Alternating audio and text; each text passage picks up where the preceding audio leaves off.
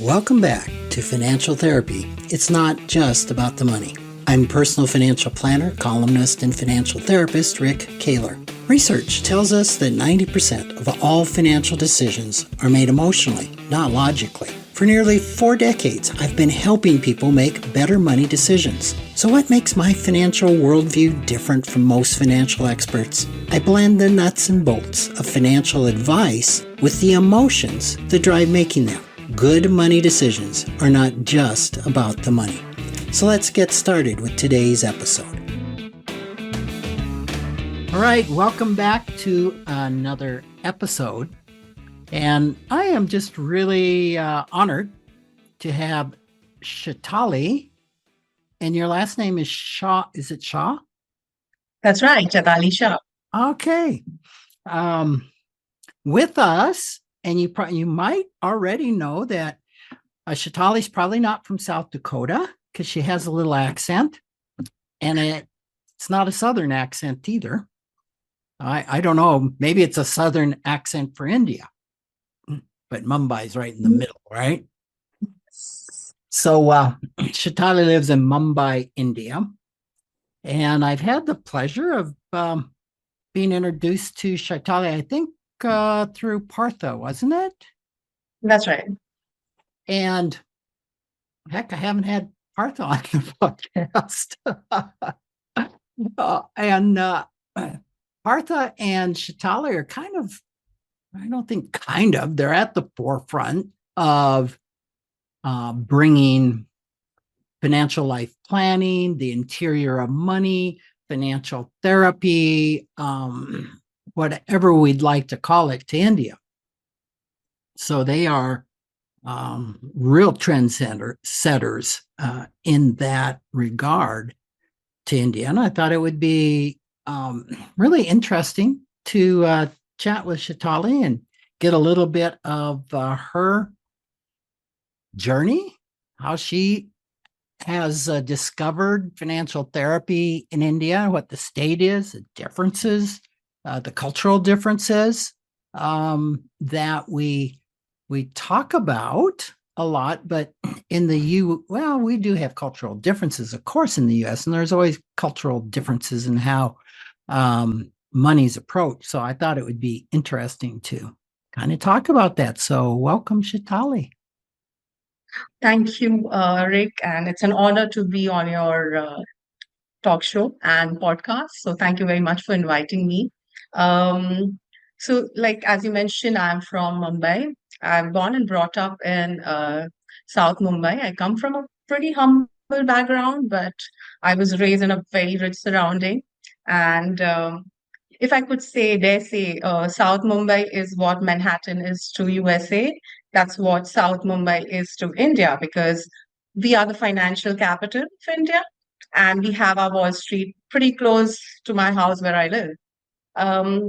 As I mentioned, I stay in South Mumbai, where the exposure to the financial market I got at a very young age.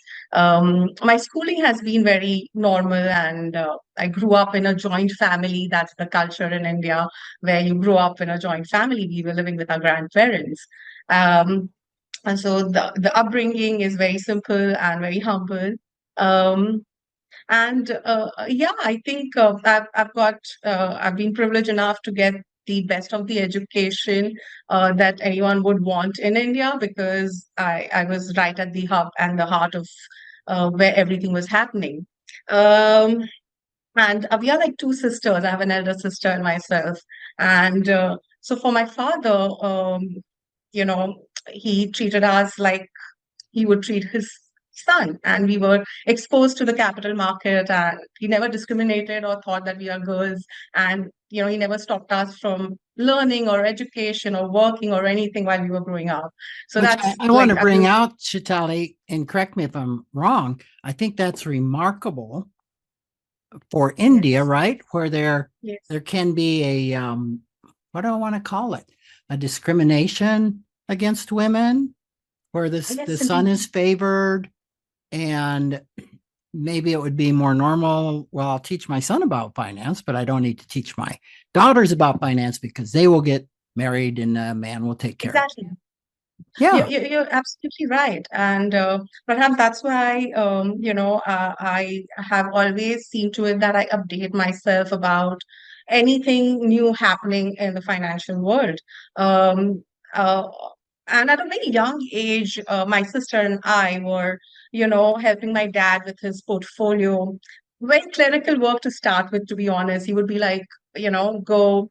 Uh, kind of deposit the dividend check that we have. Or, that was the time when we were in college that in India, the transition was happening from physical form of shares to demat form of shares. So we have to kind of completely dematerialize the entire portfolio. So again, that's what I and my sister used to do for him. We would fill in the forms, go to the bank, to the demat account that was open, and, you know, converted into dematerialized form. So, what I'm trying to say out here is that at a very young age, I got the exposure and learned the importance of financial literacy. So that has helped me to a great extent. In fact, Rick, I would like to share one more incident. When we were in college, we used to get pocket money. And my dad came out with this scheme for us where he wanted to help us understand the importance of savings. So he would say, out of your pocket money, you save 500 rupees, and I'll give you another 500 rupees, and that 1,000 rupees we will invest somewhere. So that was an amazing experience and a feeling of, making money out of money at a very young age for us. And he'd invested that in a post office scheme that was very famous that time in India. And yeah, I think that was a beautiful, beautiful experience. So my childhood was like really, really perfect, if I dare say so. But things turned around when I was 21, and I lost my dad that time. And my eldest sister is extremely creative, and she started focusing on her career, and financial decision taking fell on me. At 21, when you're asked to take financial decisions, you are like completely, you don't want to go wrong. So you will not leave a single leaf unturned, a stone unturned. Sorry, correct me. But so that's why I started educating myself on mutual funds and insurance and research, equity research. And to my luck, as I mentioned that, my neighborhood was pretty rich. So I had all my friends who were doing their CA, chartered accountancy course, or they're doing their master's in finance or MBA in finance. So our conversations would be like, oh, you can't invest the money in fixed deposit completely because that will not beat, the inflation. So, and this is the time when the interest rate in India was around 9 to 10%. Mm. But nevertheless, when calamity fell on us and I had to take these hard decisions for my family, I had that wisdom of not putting all the money in fixed deposit because for a couple of years, for us, Trick, it was more like about survival for us, whether what we are left with, will we survive or no? Uh, but in 2, 3 years, I figured out that it's not about survival, but about sustaining the lifestyle which we already had. Because obviously we had things changed for us, right? When we lost the main earning member in my house. I and my sister were very young, and we just starting with our careers. My mom is a very smart lady. She's done her master's in chemistry, but she never got the opportunity to work because within a year or two after her graduation, she got married, and then she never had to work or she didn't want to work, both put together. Mm-hmm. And she took care of the family. That was what she did in her life. So yeah, and then when at 21, I had to take decision. I had everyone coming and telling me, put all the money here, put all the money there, and I had to be very clear that whatever decision I take is going to mean what life I'm going to have in the future. And I was wise enough not to spend it all. I was wise enough to take a little risk. And that time, Rick, I got to know about the importance of allocation of money. And since it was my mom's fund that I had to handle, I gave a very smaller amount, about 20, 25% to equity, and the rest I kept in there. So you've seen the Indian capital market, you would know how it's grown over the years. I was able to beat inflation. I was able to take care of all the main expenses that I got, beat my elder sister's wedding, beat health issues that came in my family. And then after a point, it was about growth. I could travel the way I used to travel in my childhood because when I was growing up, my dad loved traveling. And we used to travel kind of we would have long trips with a lot of friends of his in large groups, and that's things started again for me. I started traveling again. For initially 2 3 years it was tough, but then I turned it around. And as capital market was growing, as mutual funds was growing, I think I managed to beat the inflation for sure. And for me, then it was more about what next.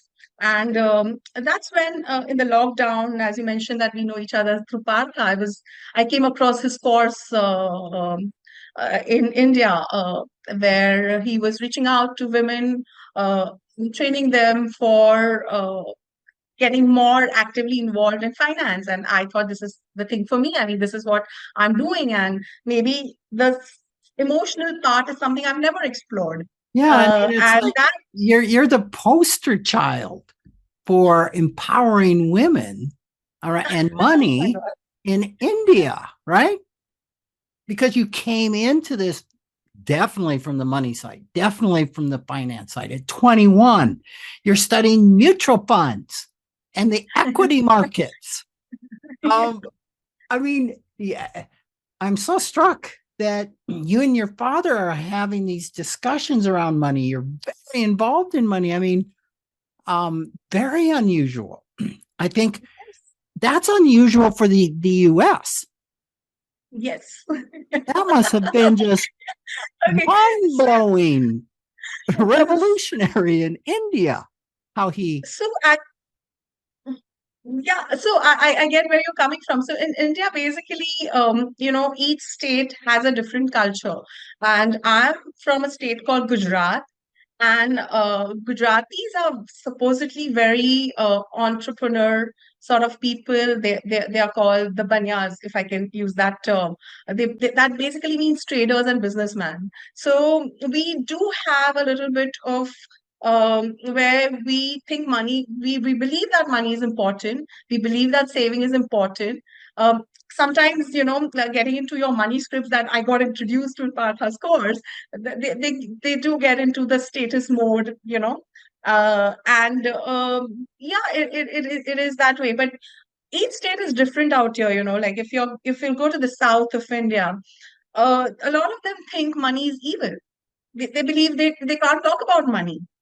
And I mean, so these are the things I started learning after I got aware of money script. Till then, I was more towards, the financial product knowledge part of it, if I say so. But I didn't realize the emotional part involved, because for me, I had got into the decision taking at a very young age. I didn't realize that women in India struggle with that decision taking, because of various reasons. A, they were not being asked to be involved in the financial decision taking. B, it was just assumed that it's evil to talk about. There was a certain level of stigma in talking about money. So I get your surprise, and I'm surprised that in the US, I thought you all obviously gave far more importance to financial education. yeah, it's, money's talked about a lot, but not our money, not personal money. And, um, and oftentimes parents, they weren't taught. So there's nothing really for them to pass on to their kids. Of course, as you mentioned, all parents pass on money scripts or generational beliefs about money in some form or fashion. But you came from a geographical location in India that I'm going to assume is probably one of the more open around money because you were saying all of your friends at 21 were all talking about finance. We did. Right? Yeah. We did. So, what an environment to grow up in that had where money was talked about. And you were saying that men are assumed, if I got this right, men are assumed to know about money. Yes. And in many families, it's not talked about or even taught. You're just supposed to know. Right. And so many men struggle with money because the projection is, I assume, well, you're a man. You should know everything there is about money and start making decisions. That's right. And That's right. so that kind of brings us up to when you came across Partha, and it was the beginning of the pandemic. Yes. And so what's changed for you in the last 3 years as you've looked at this flip side of money, what we think, feel, and believe about money, the emotional side of money? So in Partha's course, when I got introduced to Money Script, I think the very first thing that happened was I had not even applied my mind or thought in the direction of money scripts, like what are my belief system. I never even given it a thought, that why I take a certain decision the way I take. Why do okay, I'll tell you about this one exercise we did where we all were asked a question like, has it ever happened that bought something new and then you're repenting that, oh God, I shouldn't have spent this money? That regret, has that ever happened to you? And I think in the group, I was the only one who said that I have regretted not buying things, never buying things, because saving was got into me so deeply that if I had to choose between taking a luxurious item against saving, I'll be like, I want to save this, and if I make money out of that and then my capital grows, then I'll go buy it. You getting me? So that's how I functioned for years, and that's how I've I'm never looked guessing at in it. the four money script areas, you would be money vigilant. Yes. Actually, I'm a mixture. Actually, I've noticed that. But initially, I was vigilant. Let me correct myself. After getting more conscious, I realized that there are certain changes I do need to get, and I've worked on it. Right. So, so that's, I think that's what happens when you are a little more conscious. When I was introduced to Money Script, I got more conscious about how I was functioning, and once that happened to me, I became uh, it was kind of fun. I was like, I can decide what I want to be. I can't stick to a strong belief system. If I think in the need of art today, be some, another form of money script, I want to change it or shift it, I can always do that. So that was fun. And of course, I have to mention this, what happened to me in your workshop at the FP retreat last year.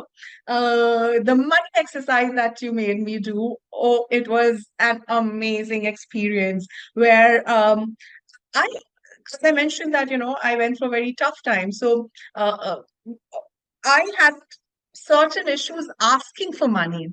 If someone would ask me for money and if I had to pay that person, I would easily give, but I would never ask for money. And that actually hampers if a lot of time, because when you're dealing with your clients, you have to ask for money. If I'm not able to do that, it doesn't work. So let me And set I that remember, up a little bit. As Chaitali came to the FPA retreat, and I was doing what I call the real money exercise, where we use real money in a series of different exercises. And I don't know that I've ever talked about that exercise on the podcast. And so we won't tell you all of the exercises, but one of the exercises is where there may have been 6 people at your table or 8 people, where each person had the opportunity to ask anybody, any or all or none of the people there in their group for money. And if I remember right, Chaitali, you are the first international monetist in this exercise, because I think you had a combination of rupees, euros, and dollars. Yes. So Yes, indeed. go ahead. You can pick it up from there because this is a great story. Yes, so I had a major issue asking for money. And on that table, I had already been introduced to the money script, and I knew what my belief system was, and I knew how I operated. That's the first time ever that, I started consciously choosing the money belief that I wanted to have. And that's when I decided I have never asked for money and I'm going to ask for money this time. And I asked for the largest bill that was there on the table. And I had all the eyes rolling at me because they all were like, how can you ask for a $20 bill? And I was like, I had to ask. I wanted to ask. So I did ask. And yeah, that's the starting point for me. And after that, when I came back to India and when I got a And did they project, give you the money when you asked? they did. That was the exercise. I got the money.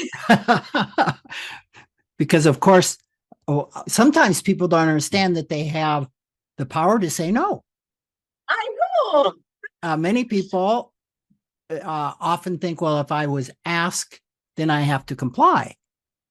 So they gave you the money, and then Yes, I did get the money. Did you leave with the $20? Well,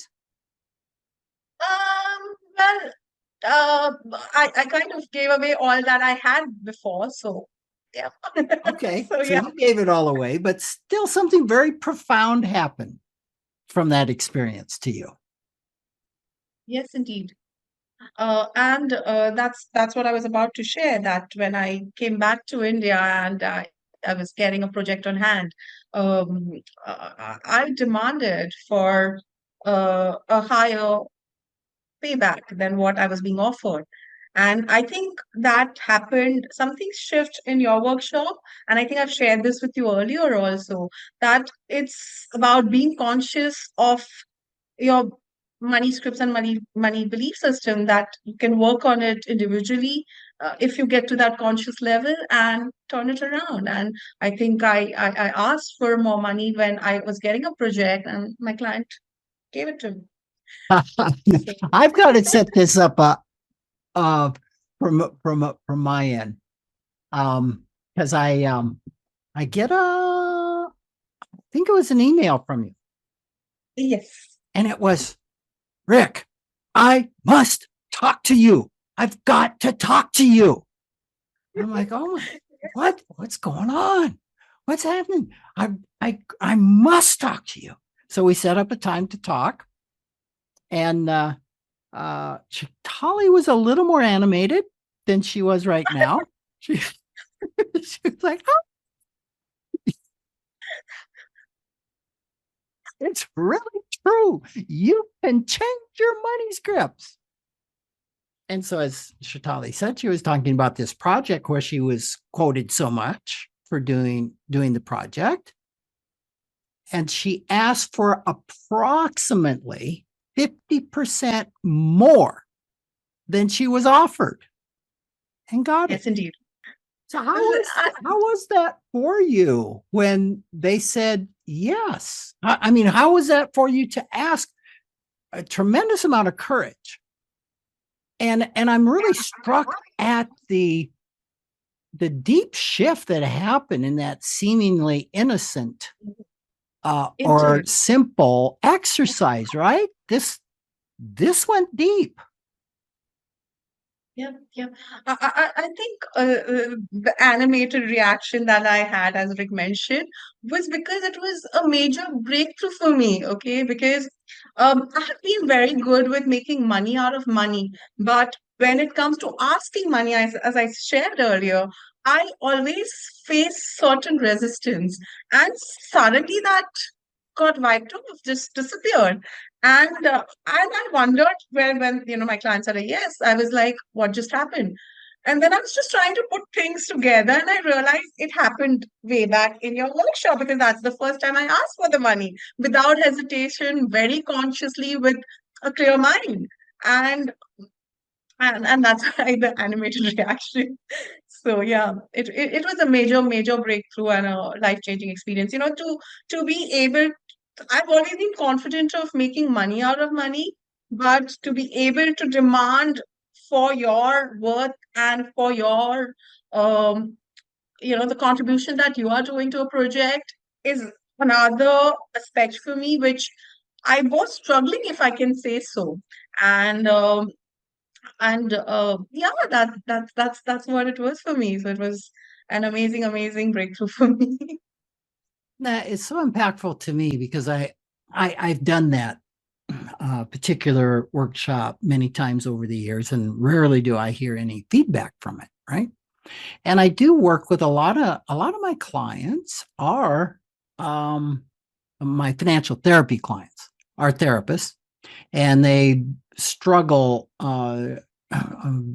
with setting their fee, with asking for more money, and it's not uncommon that I've helped a person work through their money scripts to where I'm thinking of one, raising their fee by 50, 60%, almost the same that you did, is fairly common. Once we have that interior shift around the emotional impact of whatever those money scripts are. I don't deserve more money. It's not polite to ask for more money. I'll get fired or rejected if I ask for more money. I mean, all of those things. And so, what a beautiful story. Yes, indeed. It Um, was an amazing experience. yeah. So, what's next for you, Chaitali? We have a few minutes left. So, the next thing for me is what I'm looking at is, and what I've already started doing in India is financial coaching for women. Um, because a lot of women around me in cities like Mumbai are very well educated. They've done their MBA in finance, or they've done their chartered accountancy or CFA. But somehow, when it comes to the financial decision taking, they are not that independent. And that's where I realized that for me, it has been the situation that got me into taking decision. But partly it's because of the emotional reasoning behind them not being able to independently take the decision. And that's where I realized that my certificate course that I've done in coaching is where I can be a great help to them. And of course, then, I mean, as I traveled and I got to know about financial therapy, and, I'm pretty curious about that too. So let's see what next comes. But as of now, it's definitely financial coaching. And in the field of finance, I do want more women to take their financial decisions independently, and I would love to help them in whatever way I can. Well, you are the person with the experience to help them do that. Thank We can only take a client as far as we've taken ourselves, you. and you've done that work and are a a model, a mentor, someone. I mean, it's so powerful when you have someone teaching something that has done it. It's not theoretical. It's not academic. You have done this, and you've also started down this path of looking at the interior side of money. So that's a beautiful thing to be able to impart to people. That yes, and not to say that you've arrived, because none of us have arrived, right? just just ask my staff. Yes. They'll tell you, yeah, I don't think Rick's quite left the station yet, much less arrived. But that's just a beautiful thing. So, Chaitali, it's just been a delight to have you on the podcast. It's been more of a delight to get to know you and your journey, and I'm just looking forward to having a conversation with you again down the road and see what has shifted. So. It was a pleasure being on your podcast, and thank you so much for inviting me and hearing it out from me. Okay. Thank you. Thank you. And we will talk with everyone again next week. Take care. Thanks for joining me, Rick Kahler, for another episode of Financial Therapy. It's not just about the money. This is where I combine the nuts and bolts of financial advice with the emotions that drive making them. Remember, every financial behavior, whether it appears illogical to you or others, makes perfect sense when we understand the underlying beliefs, feelings, and thoughts. Sign up for my weekly blog at financialawakenings.com. I hope you'll join me again for our next episode.